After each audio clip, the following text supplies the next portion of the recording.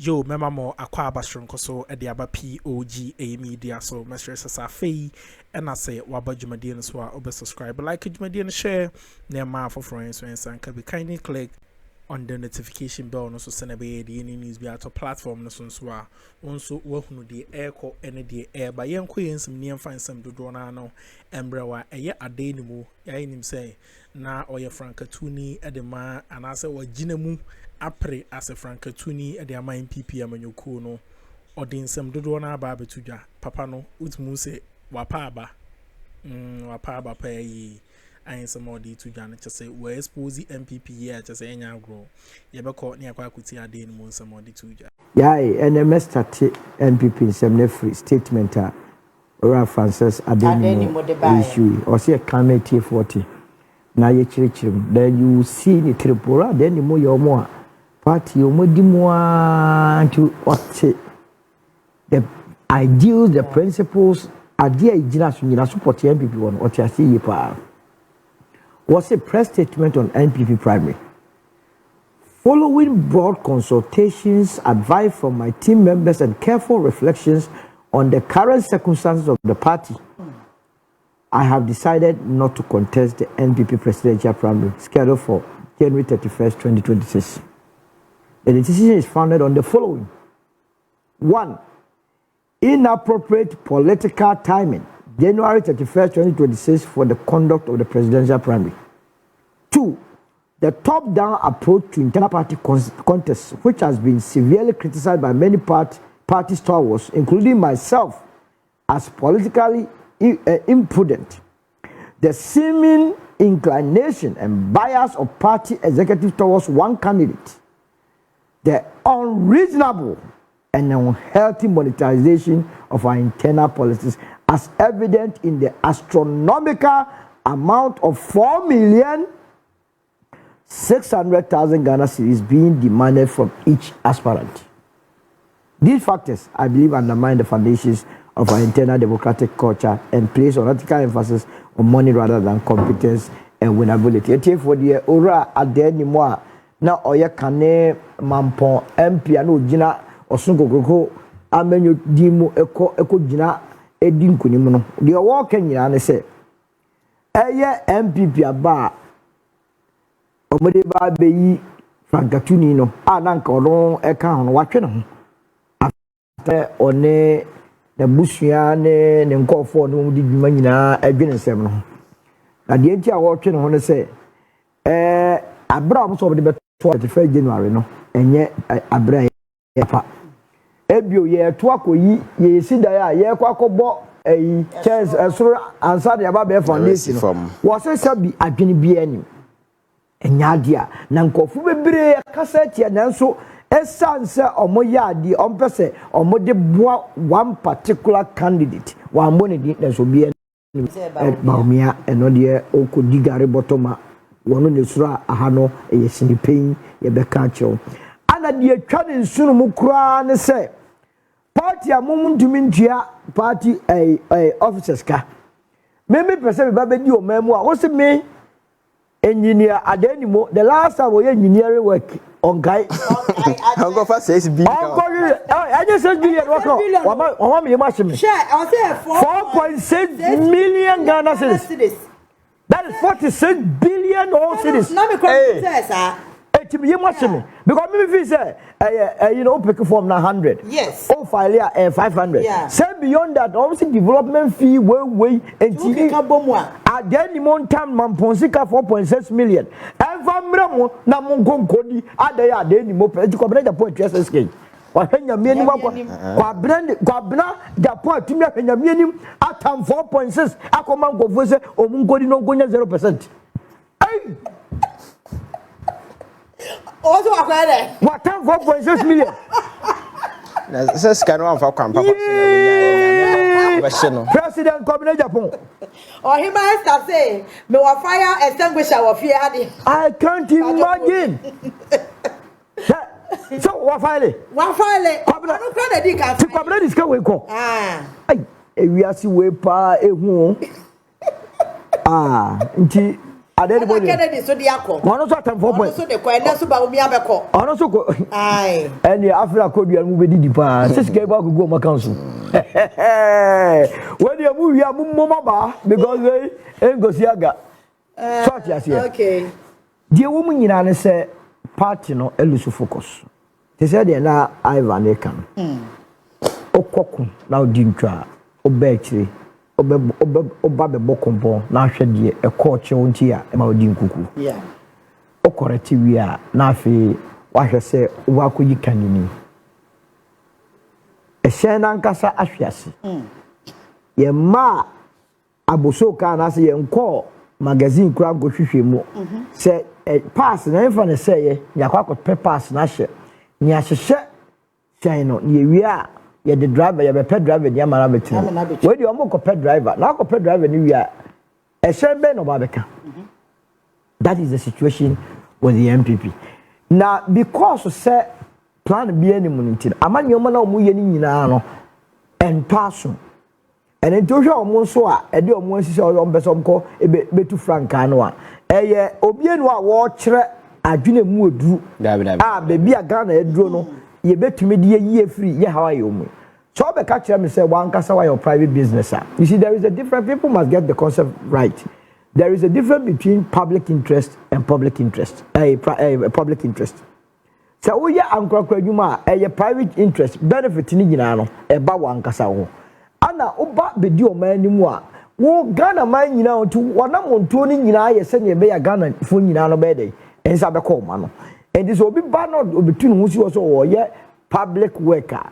Dia wo ye ni nya ne se watu no ho ama se o de som Ghana man nyina o private business dia wo de som wan kasa ho because before so bet you 1,000 citizens this will make a profit of about 400,000 we move to top no bia dey aman yes o ka kire me se wo na wanya sika and it's one of the reasons why a political party se okromu anum egu under no circumstance no a political party di pa bako agita na nyanse me na me financial it is a reason why a political party be also members share dues ekuo be na adwa won share dues na de ekuo be na ya rane enti ye friend party ye nyina nya keka ya dwena bom ye ntobo abom ane de ye kase ye kosi ane ye kosi se ne be ya enko ye ba Akuffo eno nti na obi betumi aba contract o se ke ye 10,000 na de akoma nipa no 800 million so no nko anye Addai ye nipa no se ono finance party no eno kan obi na eko a ye kutia galamsey enye ye because mo kwa kwa party o mo from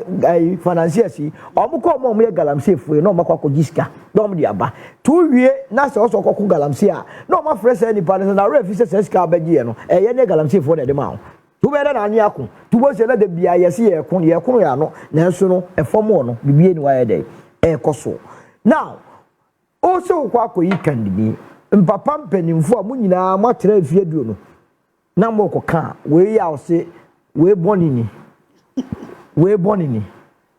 cha de bonfo party na de bonfo no mo kwa koyi di bonini ba ko se o ma medi o ma yeso enfe enko bo sasa asiso because nye de bonfo keke killers criminals na me de ye o mo kika no asio se Eraba ba ko se evre na Akuamo a Dr. Akuamo wo se wo Brian ye pet time wa dia kwa campaign na unsem hunu se okoto hotel nti ni eja Bawumia ye ton no ni e de defend hotel okwa akoto ni bre boni nti okwa akoto ma eja pade sa na Eraba no ka kire Brian champion o kasa wie ya na Brian to come on wo na o be kasa se wa kire wo boss audi na chi obi de ne mo aba porta okwa ko ya to anya ne mfaso no no wa ko wia mo no e de akomo mo ye chiriwia ipa bonisem no aka kire anso a wo se wo e-gate and some pio na way I hope say you kuni OSP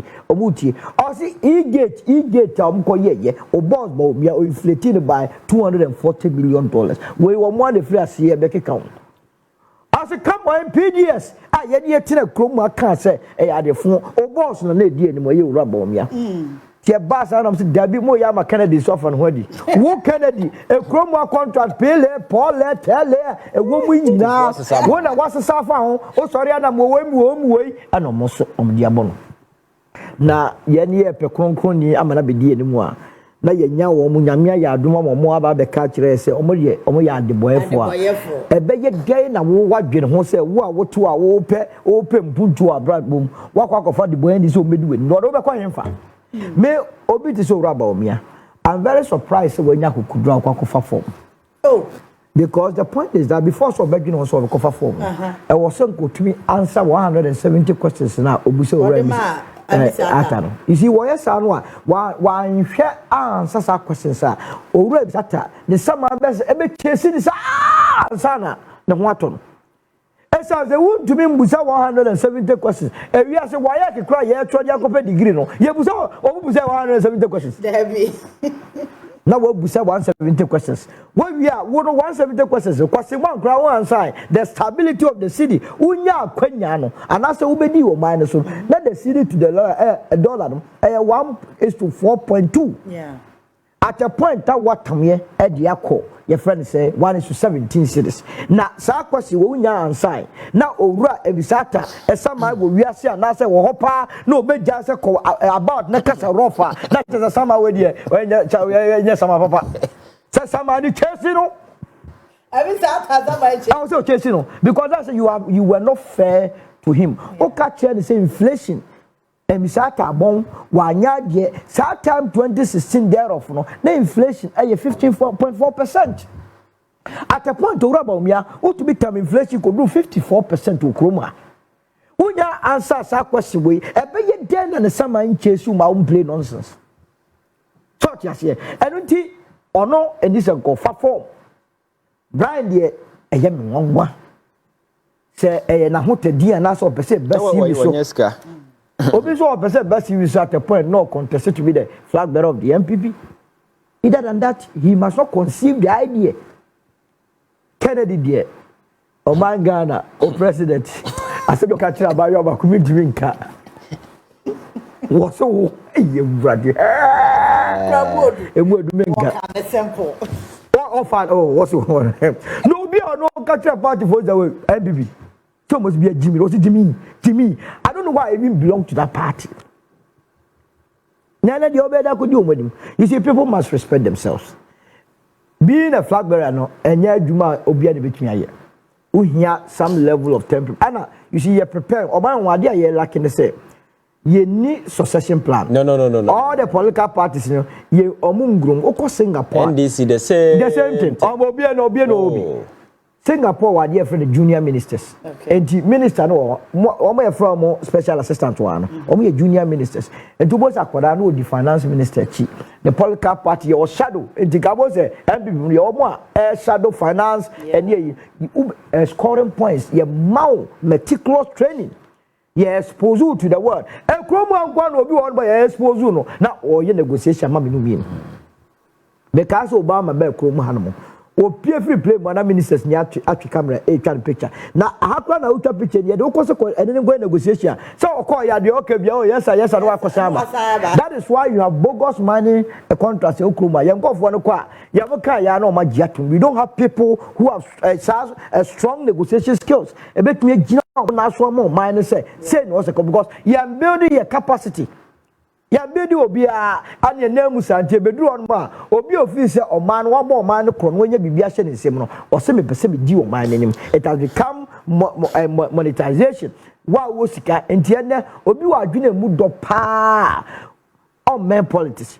Wo de koye parliament na the quality of representation ora be ho akwatia by election ba bitie MPP ni NDC na MPP ni se ho ye ngoya aputitu ye kwa na se ye koye galamsa na de also on the finance party. And I know the criteria there also. Okoko gina mrase be na wo se mrama be. You see, on man be bia ye kona nyo. Enye na that you know and one here be die dokko say voices of conscience and statian kasem na ye ne say a business as usual. Ye hwe ne han sa no a ene bibi kitu ahwe ye si wo savannah. And tokwa because you see obi a lose confidence to be quick to be any say yen tokwa no kura no a na yen tokwa. That is why voices of reason and conscience must speak, and that is why it was set engineer your friend say Nimo asem na what no ye a piece a guide you be where suppose you NPP no was it when your party also dependent on party a wo ba be 4.6 million say me ba be di party nim keke Addai e dey na ekoton e dey na party no e ekoton ti a also wo give me 4.6 million. That is a hunin day, a new fashion. And you see, I know more reduce by virtue of Sikan Guano, you eliminate about 99.9% of members. Yeah, and Quebec, Yaka, or more. It was the question is, how did these people make their money? Sure. How did they? All of a sudden, also be a scaffold. Hey, I know my God, and 4.6 million. Yes, Wuka officer good year you was some for top form keke neko contest abra wumi afa no mo ko delegates sika e de be ma wo mo and no ana boys no internal elections on mo kono na me kwa mo wan say bi no contest who to minya youth so called youth organizers of a party. There is a reason why I say the executive position men take size because I grown up mo kono e de ba kono be wini we need a new candidate. I was a was executive which mean here. Ayagma. Na me na minim se wo ya kwakwato aba no na oni me afa. Openly we declare ya. E dia hotoso na me nya na me wa ya adwuma. And a whole regional chairman won to me na nam na esa so ye ne yoma awa shanti. Oko offense or say na afi we dia mema say we a party. Waguno. E the region ho na nkasa no. Ono frame meeting say there is no way obenya full complement of the region. As what take size. Unya MPs from the northern side. Almost so Bawumia. How would you then later come on and then do business with the Okoken side and so Obenya Stekane Kwakukwatini Iguachire and until how at the end of the day you must take neutral positions. Namunya ma delegates sending a year in the year 1998. That was the most acrimonious year. Now NPP, Akuffo versus Akuffo. But no, we are the cat here. You know why? Because executives no you when him say me support us me see na so bente. It was a fair playing fielder. Sunyane Akuffo winning emphatically. Sa subani bi and that was in controversial. But Obia want to mean your argument based on cogent reasons. You know, your answer one for intimidation or the second room. Towards our top conscience, and the essay democracy. And the media, in America, your party, but at the year, Toby, into Weno, Omukwe, say, and you and members of the Mama Kumamu, you have some Yawa Kumam, send your watch Jacokayan. But there is a new political party about a barber farm. Ayemu grant amnesty to the MP. Oh, yeah, we will grant amnesty to them. Say, your mafun, and Yana Yabeka say, you the Omubonia day at your Momo na because a election there, and I say, I'm on yourself a Nipania dear.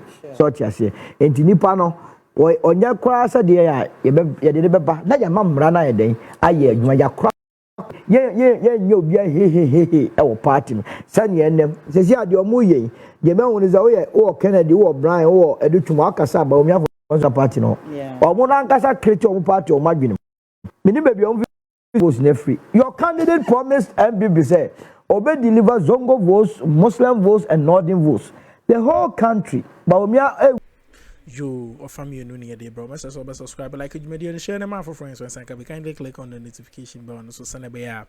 Yeah, the news you have to platform. So I also the air call and the air bar. Or family no. A year Solomon, a year Usu to us, or adding some dodo night day. A 2 day caught near Kwakusi and some more the 2 day caught near Kwakusi. We need only one zongo. That was Winnie Bazongo. Yeah. The northern region, Olusu Poto 000. Sorry, I say, Muslim votes and Koyi. In fact, baby, out here, we need a constituency. Who told you his true constituency? The Ayawasu East between Walawale and the Kanda. What everyone was spending more time. Everyone about Bawumia, and the Kanda was spending Kanda Force and the Ayawasu East. Perhaps what the difference between the NPP and the NDC. Baby, what here now? Because the fear or Mututiano. And you honor the true measure of one casano of performance. More money. More money. Yeah.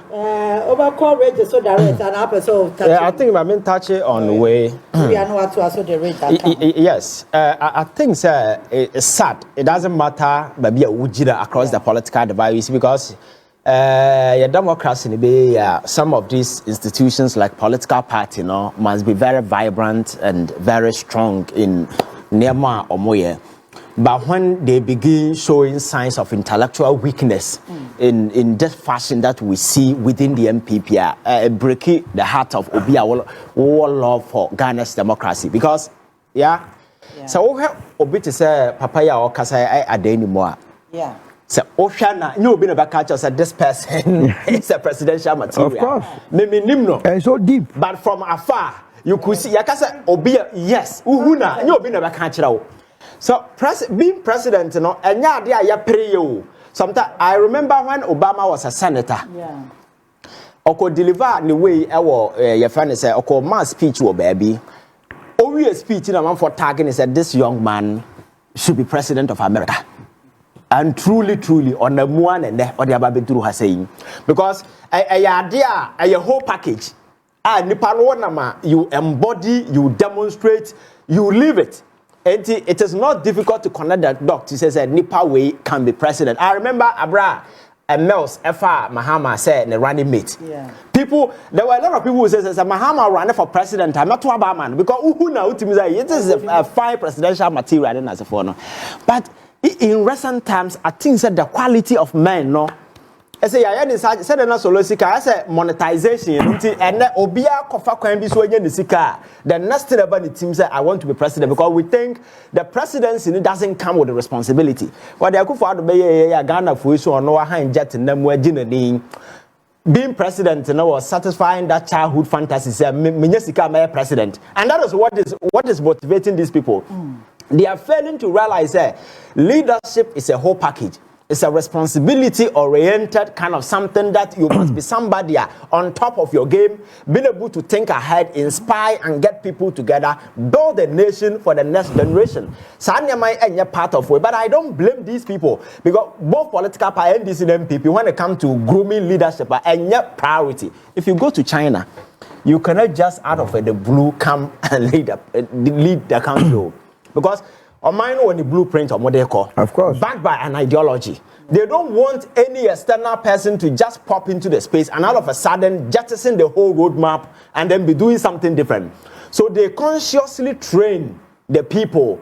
Yeah, ideologically, they make sure say you are in line and as a follow. So Oba is the same line, that's the same theory, and I call. So leadership has been one of the bedrock. A man for put money in to train people for the next generation. Yeah, that is not the case.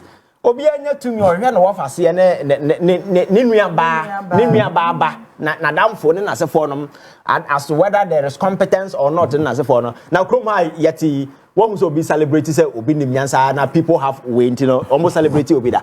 And then say, what's a Yabo so Nipa way makes this, say that. So on my team, we don't celebrate knowledge, ingenuity, that kind of way, and no crowd and kind of. And the other say young people no be so pressure be obenyesika. But the very moment obenyesika no benye nipa di na adiwachi. Ayo yes massa nya adwene bi anim. Even when you are naked, they will tell you say why and that's exactly what was happening to Akuffo Addo. Because as president, while you were sitting, there were certain things that he was not saying. The people close to him who were supposed to be bold enough look him in the face and tell him say, "Oh my," and say, "Who know?" Because when you head down, I said, "I'm for CTM, no, yeah, baby." Make sure say you leave the pain that the people through. But they were telling him everything was okay, and the president believed it. And he was just doing those SSs. At the end of the day, or more we are 38 or 30 way, So I think, we must begin to take leadership seriously, both political parties. Now you making sure, yes, and we are going to seek and we are going to seek and yes, the president. And America and Obama would never become president. America, the only person who is billionaire waiting to be president is Donald Trump. We Trump from or more can you technocrat, intellectuals, or more coming on board and as for them. Nipa who be a mumu, whatever. What's our seminar mechanism? So I think we need to move away from the that kind of because some more kind of crashes in Nipa Nimyansa or Nim, but the terrain he's venturing into, he doesn't even understand it because money has nothing to do with wanting to be president. Tell people you're competent. you have a good temperament, you can lead a job. These are the transformational agenda. But man for two money here or track record now we will be our threatening ma you say okay can say my young can oversee a man for dine when your president oversee a man for another president there and also be to a bit more free say I think we need to get serious and take away intelligence. I don't know why as I say wisdom is no longer a friend of the NPP. Because never no more they said na solo sikan what do power you will not bend the ground up. We say we ko to aba akoyi flag bearer. Now flag bearer na ba hwan no no mo be adwuma. The very people are because about 80% of current leaders are support Bawumia. Yeah. And this I know say memphas or China Kennedy Japan become a leader. Sa Akuffo na ono mba to aba o mo to aba yire no. Afa ne yakoto foforo akwakoyi different people do mo aba na say. Now one be so what if they don't like this person? What happens? Yeah. I think the party need to do a lot because political parties are political, a public enterprise. Yeah, can't want them because a public enterprise. We all have a stake. The very moment I bet the political party I register no, and Ghana need be our vested interest in because there is a probability say we do a mind so. Until we have every right to speak about it. I think the NPP need to go into the drawing board and do things right because these characters they are one casa within them they know say. The Council of Wenu should have been bold enough and just young scrappy Akuffo for waging them. If no one can the party, we need to rebrand because NPP here an invasive surgical reconstruction to recapture its old identity. But the money they are not ready to undergo that surgery. An invasive surgical reconstruction. And they have had a plastic surgery, no? What's our identity? Sabaya, obey me, I win that kind of confidence in the way. Invasive surgical reconstruction. Yes, that is what they need. I said, obey me, I said, I'm a man for oh, NPP na yet to about here, and they said, oh, look, Nimo, near more or more different. But if the same thing, I'm not sure anybody will take it serious. Okay. All right. For region to us on the rage. Reports in about yes, I think I'm very disappointed. Say if as a nurse in Ibeka say yabo na yamo because Ralph can do everything by boy you cannot say obobi. Yeah. And for that one I wasn't there but I can vouch say on Tony Sasso obobi. Yeah. And that is a fact. So the Addai also yana Peter Hane den some be see at them on POG Media no crefi ni ha POG Media Ghana be fan into my pay fra yanso your contribution you making you also the NSA also be share no wanya hunti ase no hunu de omino echo and the omino air the air but POG Media ya the Jumadian BC. Don't forget to subscribe like Jumadian share the ma for friend so and can be kindly click on the notification bell no sustain be ya the news be out to platform so also hunu de echo and the abamakram.